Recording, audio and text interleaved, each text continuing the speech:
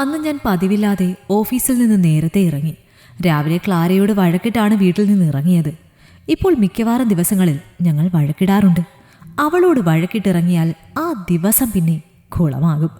മര്യാദയ്ക്ക് വർക്കിൽ ശ്രദ്ധിക്കാൻ പറ്റില്ല. മനസ്സിൻ്റെ സമാധാനം, സന്തോഷവും എല്ലാം പോയിട്ടുണ്ടാവും.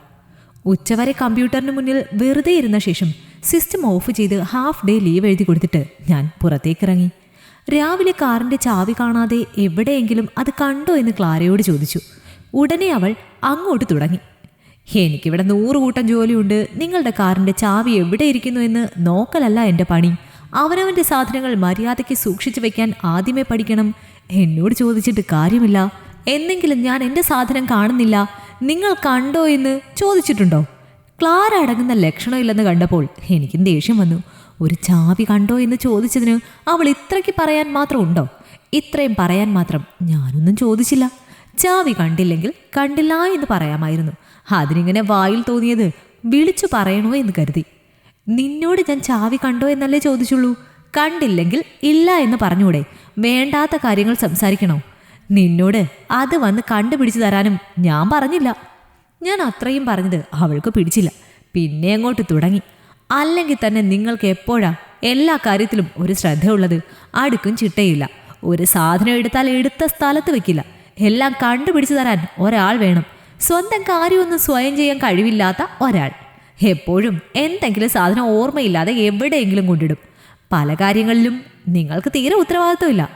ക്ലാര പറഞ്ഞ് കാട് കയറുന്നത് കണ്ട് എനിക്ക് വല്ലാത്ത ദേഷ്യം വന്നു. ഞാൻ അവളോട് എന്തൊക്കെയോ പറഞ്ഞ് വഴക്ക് അവസാനം കൂടിക്കൊണ്ടിരുന്നു.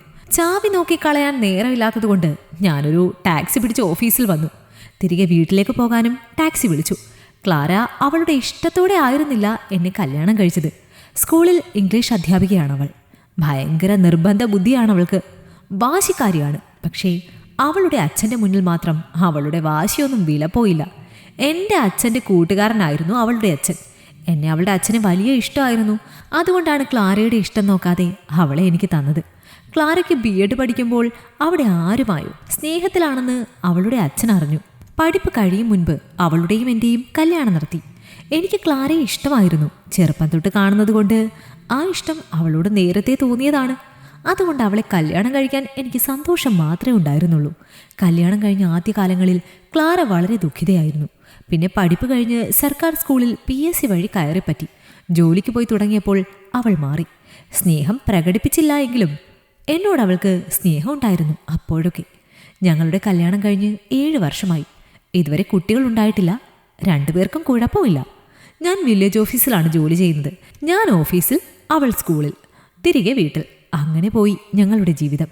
ക്ലാര ഈയിടെയായി എന്നിൽ നിന്ന് അകലുന്ന പോലെ എനിക്ക് തോന്നി. 1 വർഷമാകുന്നു ഈ അകൽച്ചയും ഈ വഴക്കും തുടങ്ങിയിട്ട് എന്ന് ഓർത്തപ്പോൾ എനിക്ക് തോന്നി. എന്താ കാരണമെന്നറിയില്ല.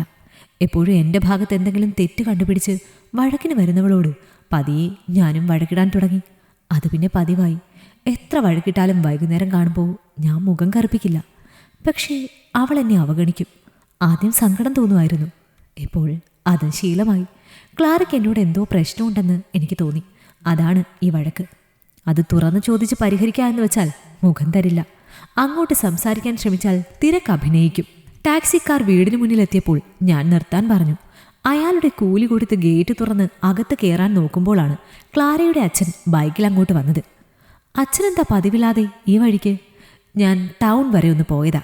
നീ ഇന്ന് നേരത്തെ വന്നോ? അച്ഛാ, ഒരു തലവേദന, നേരത്തെ പോന്നു. ക്ലാര ഉണ്ടോ? രാവിലെ ഞാൻ ഇറങ്ങുമ്പോൾ അവൾ സ്കൂളിൽ പോകാൻ ഒരുങ്ങുന്നുണ്ടായിരുന്നു. വൈകുന്നേരം ആകും വരാൻ. അച്ഛൻ വാ. ഞാൻ തനിച്ചല്ലേ ഉള്ളൂ. തിരക്കില്ലെങ്കിൽ വൈകുന്നേരം ക്ലാര വന്നിട്ട് പോകാം. ആയിക്കോട്ടെ. എനിക്ക് പോയിട്ട് തിരക്കില്ല. ഞാൻ ഗേറ്റ് തുറന്നു കൊടുത്തു. അച്ഛൻ ബൈക്കും കൊണ്ട് അകത്ത് കയറി.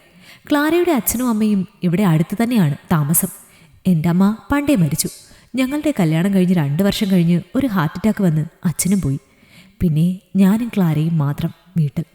ഞാൻ പോക്കറ്റിൽ നിന്ന് ചാവിയെടുത്ത് വാതിൽ തുറക്കാൻ നോക്കിയപ്പോൾ കഴിഞ്ഞില്ല. അകത്ത് നിന്ന് പൂട്ടിയിരിക്കുന്നു.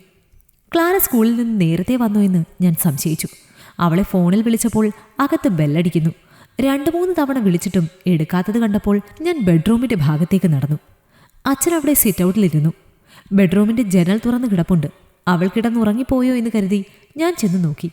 കർട്ടൻ നീക്കി നോക്കിയപ്പോൾ കണ്ട കാഴ്ച എന്നെ ഞെട്ടിച്ചു. ക്ലാരയ്ക്കൊപ്പം ഏതോ ഒരു അന്യപുരുഷൻ ഇരുവരും അർദ്ധനഗ്നരായി കെട്ടിപ്പിടിച്ചു കിടക്കുകയാണ്.